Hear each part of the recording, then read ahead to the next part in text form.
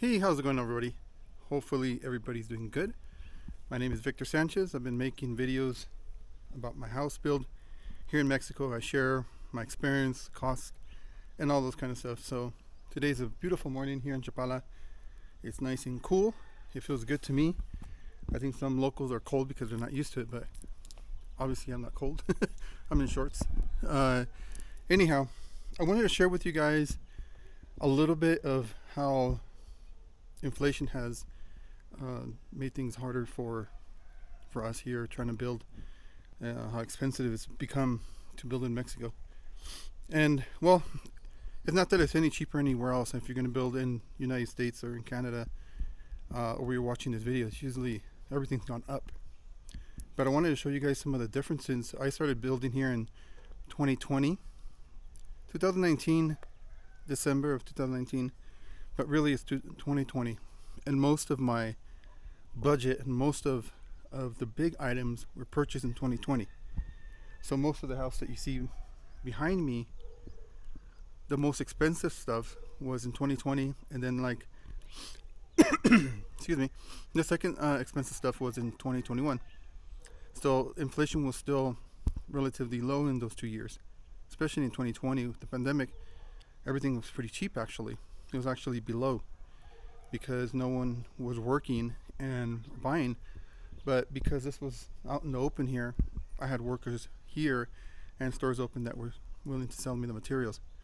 So I wanted to show you guys two things that were done to this house, or two things that I've done so far, and kind of draw a comparison of how it was before and how it is now, and what I think how much inflation's gone up, because some say it's 30%, and I think in some cases it's actually more. Some cases it stays relatively the same, some lower. But regarding construction, because of the materials, I think it's gone more than 30%. So let me show you guys. I had this sidewalk built for me, I would say almost 9 months ago, by the same guy who's been building my home and his son. I'll tell you a little bit about it later, about him and his son. And this entire sidewalk, which is 21 meters, or close to 21 meters long, the cost for it with materials and labor was $700. That's not a lot, I think, because I just put something similar in my house in California. I did all the work. I spent $500, but I bought the mixer and all that stuff, so that was like almost $800 with the mixer. And I did everything. I think the labor in itself is probably a lot. Anyhow, I got this whole driveway, which is, like I said, 21 meters long, and it's about 1.5 meters wide. Let me turn this around so I can show it to you. So this is it. This part right here are going to be planters. The problem that I have right now with planters here is that we have cows and horses here. So temporarily I'm going to fill it with dirt. I mean with rocks, like decorative rocks and stuff like that, just to give it some kind of look. And I planted 2 crepe myrtles. I love crepe myrtles. It's not really a thing here in Mexico, I don't know why, but they grow beautiful in Texas, and they grow beautiful in California. So 2 crepe myrtles. The flowers, I think, are going to be like almost that same color. Underneath this, we put the metal, or the grates. What do you call them? I don't know. Maybe you guys know better than I do. But this is it. See how thick it is? All the way over there.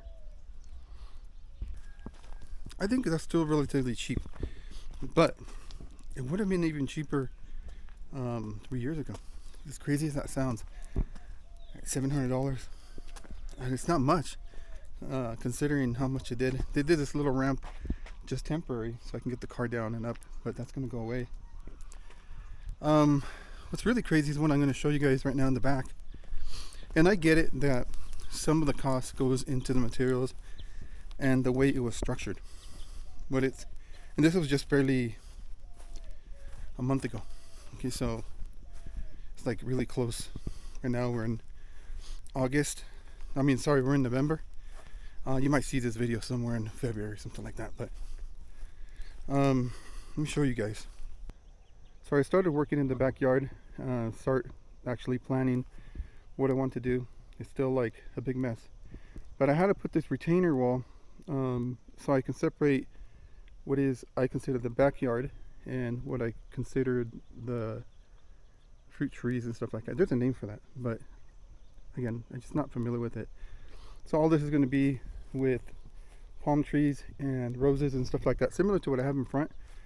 In the middle, there's going to be a green patch. Again, kind of going through like not wanting to waste too much water. So just a small piece of green, and then the actual fruit tree garden. Anyhow, this whole wall right here, which is only 21 meters long or 20 meters long, close to that, that thing cost $1,500. And just for comparison, if you look at the outer wall where the fence is, all this all the way to the top in 2021, end of 2021 into 2022, cost me $1,500. Now they went 1 meter in because it's not a retaining wall, it's just more for the posts and stuff like that. And over there you can see it's more than 1 meter, but it's 1 meter in, and then whatever is out, I think a few feet out. This one right here, because it's kind of a retaining wall but not really, this one is a little bit more than a meter in, and then whatever is sticking out over there on that side, I'll get closer right now, that's like a meter and something out. The difference between this wall and this wall is this one has hidden beams inside, or castillos, so that it gives a reinforcement. So inside of it, there's steel inside of it, so you can see kind of where the castillos were. And then like the castillos here.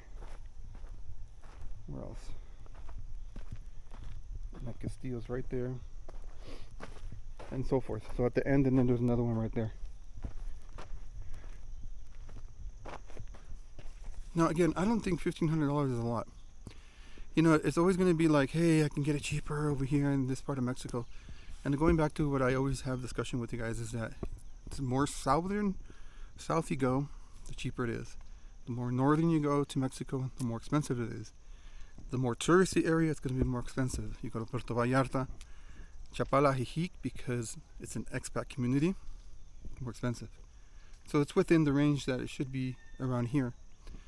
However, the comparison is that it's $1,500 3 years ago, to do 66 and 20, 86 meters worth of wall compared to 20 meters of wall. Granted, this one has steel reinforcement inside, it's hidden. However, I still think it's a lot. Half of that was labor. There was 4 guys did it. They did it like in 5 days. It's really quick because there were 4 guys. They finished digging the trench because I had dug the trench before, but they made it deeper, and with a septic tank they had to go around it. So that wasn't the issue. It was paying for 4 guys. So if you do the comparison, I want to say that it's almost double. If I would have done it the same way as that one with no steel reinforcement, you know, let's say I could have got double the amount of wall. That's still 40 meters of wall compared to 80 something meters of wall. It's crazy. So the inflation rate doubled 3 times as much. And it's not only in that, guys. When I made that room right there, that cost me $5,000. And before, think about it, I made this whole entire home was almost built on there's a lot of things that we got done, but besides the property, because the property cost me $22,500. The property did. I had $100,000 at the time, so the rest went into the house. Most of it got done. Most of what you see now, details and stuff like that, doors and stuff, they've been coming later, and some other stuff. But most of the house got done with a budget of basically 70 something thousand. I can't do that no more. There's no way I can do that now. I was looking at a video of my life in Guanajuato. My sister shares her how much you spend in her house. And that's cool because she is able to share that with you guys to give you an idea. In her home, which is, I want to say it's bigger than this one, but then they have a bigger property. They spent $200,000. So far, I've invested in this home, total of $135, roughly. And there's no way that I can do that now.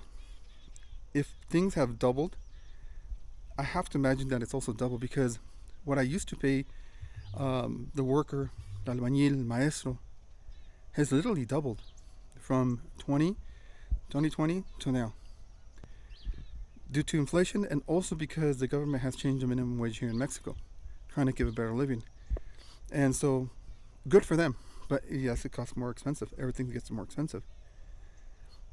If you want to build a home like this nowadays, okay, just the property alone here in Chapala, this one in this community costs you about $75,000 just for the property. Now, if we take this comparison, which is an 1,800 square home, and put it into inflationary rate today, which I think is closer to 50% than 30%, this same house might cost you around $150,000 to do. So you took the property and you take the cost of all these other things that you have to pay for, you're looking at about $250,000 to build the same home without a driveway. So I still have the driveway and a garage still to go. The garage right here, which is going to be here, it's roughly going to cost me $10,000. The driveway, another $5,000. So, and the yard, probably another $2,000 to $3,000 to do it the way I want it. So, we're looking at the very minimum, let's say under $20,000 more to get this house somewhere where I want it. And then if I want to get granite inside, that's going to cost me another $5,000. So, still, for me, the price at worked great because I got it at a good timing. But to make a house like this now, you're talking about at the very minimum $250,000. Of course, you can save money on the land, but where is that land? Do they have water, electricity, all that kind of stuff? Maybe you don't want a property this big, which is great. If that's not what you want, I wanted a yard. I wanted fruit trees. I want to be self-sustained to a certain point. Grow my tomatoes and all that stuff in the future, because at least I know what's in it. So yeah, guys, that's an update of how things have changed and how inflation has really impacted Mexico. Now, do I still think it's a great deal? I think so. I mean, can you build a house in the United States with that money? I guess you could in Texas or in some of these areas. I still think you can. I don't know if they're mostly modular homes, because I've seen modular homes go for that price.